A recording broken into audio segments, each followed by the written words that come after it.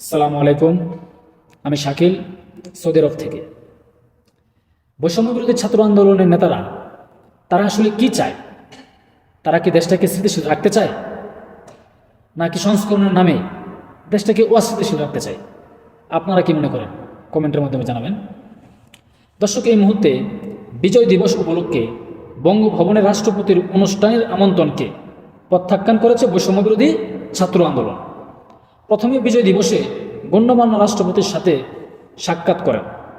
এবারের অনুষ্ঠানে বৈষম্য বিরোধী ছাত্র আন্দোলনের নেতৃস্থানীয় অনেককেই আমন্ত্রণ জানানো হয়েছিল রাষ্ট্রপতির পক্ষ থেকে, এবং তারা তা প্রত্যাখ্যান করেছে।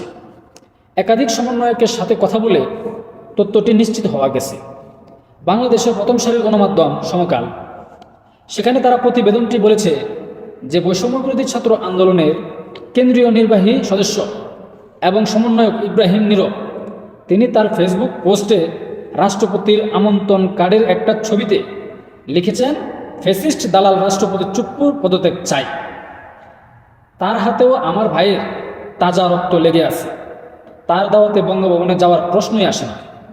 বিজয় দিবসের চুপ্পুর দাওয়াতে প্রত্যাখ্যান করলাম। বিজয় দিবস উপলক্ষে কারা থাকছেন তাহলে? বঙ্গভবনে বিজয় দিবস উপলক্ষে কারা থাকছেন?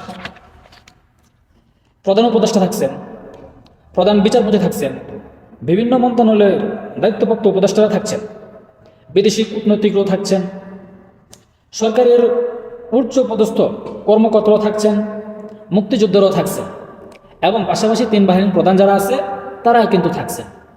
এখন প্রশ্ন হলো, এই যে বৈষম্য বিরোধী ছাত্র আন্দোলনের নেতারা, তারা কেন থাকছেন না? তারা আসলে কি চায়? তারা কি আবার রাষ্ট্রপতির পদত্যাগ ইস্যুকে নিয়ে আবার কি মাঠে নামবে? আবার কি জীবন দেওয়ার জন্য প্রস্তুত হবে? কিন্তু আমার কথা হলো যে যেখানে প্রধান উপদেষ্টা যেতে পারে, বড় বড় রাজনৈতিক দলগুলো যেতে পারে, তাহলে এরা কেন পারছে না? এখন বর্তমান যে একটা পরিস্থিতি, আমার হিসাবে সবাইকে ঐক্যবদ্ধ থাকতে হবে, কিন্তু তারা তো এটা করতেছে না। তারা মাঝে মধ্যে এমন এমন সিদ্ধান্ত নেয়, এমন ডিসিশন নেয় যা বলার বাইরে। আজকে এই যে ফ্যাসিস্ট সরকারের যে দোসর বলতেছেন রাষ্ট্রপতি, ইনি কিন্তু বর্তমান বাংলাদেশের বাবা। প্রধান উপদেষ্টা ওইটা কিন্তু একটা আলাদা পদ, ওইটা একটা আলাদা পদ।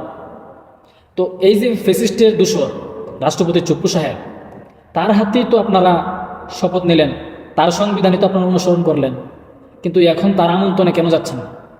আপনারা তো ঐক্যবদ্ধ না থেকে দেশের মধ্যে বিশৃঙ্খলা সৃষ্টি করার চিন্তা ভাবনা করেন। আমার মনে হইল যে এই বিষয়টা আপনারা ওই জায়গাতে না যাওয়াতে এটা আপনাদের ভুল। কেননা যে জায়গাতে প্রধান উপদেষ্টা যেতে পারে, বিভিন্ন বড় বড় রাজনৈতিক দল যেতে পারে ঐক্যবদ্ধ থাকার জন্য, তাহলে আপনারা কেন পারেন না? আপনারা কেন পারেন না? তো এই যে আপনারা সমন্বয়ক যারা আছেন, তারা কি আবার কি মাঠে নামবেন? তো মাঠে নেমে যান, যে রাষ্ট্রপতির পদত্যাগ চাই, আবার জীবন দেওয়ার জন্য প্রস্তুত হন, আন্দোলন ডাকেন। তো এইভাবে তো দেশটা ভাই অস্থিতিশীল হইতেছে।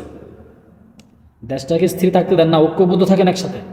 যা হওয়ার হয়ে গেছে, অনেক চেষ্টাই তো করা হয়েছে রাষ্ট্রপতিকে নিয়ে, অনেক পদক্ষেপ নেওয়া হয়েছে না?